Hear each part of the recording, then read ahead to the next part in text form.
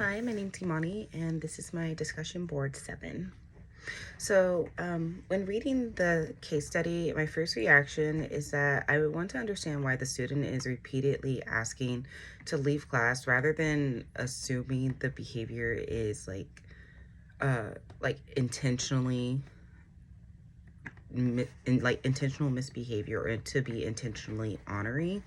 Um, the fact that the student most often becomes sick during oral assignments, class discussions, or presentations suggests that the behavior may be connected to anxiety or fear um, of speaking in front of the other classmates. So, from a behavioral perspective, it is possible that leaving the classroom has become sort of a way to reinforce um, the behavior because it allows the student to escape situations that make them uncomfortable. And every time he visits the nurse and avoids speaking in front of the class, his anxiety is temporarily reduced. So as a result, the behavior may continue because it is successfully removing him from the stressful situation. The situation could also involve elements of classical conditioning. If the student previously experienced embarrassment or failure, or even significant anxiety when speaking in front of others, um, he could have began associating classroom presentations with the fears of the feeling of fear and discomfort. So over time, even the anticipation of participating in discussions or oral assignments could trigger anxiety.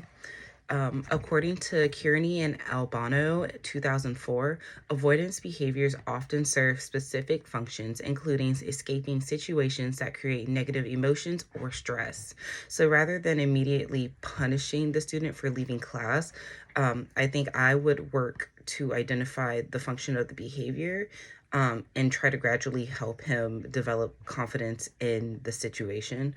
For example, I could allow him to practice presentations with a smaller group instead of the overall majority of the classroom, answer questions privately, or participate in discussions in less intimidating ways before gradually increasing the expectations.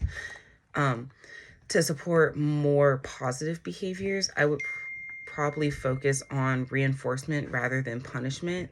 I could praise and reward small steps toward participation, such as answering questions in class, speaking in small groups, or completing a portion of a presentation.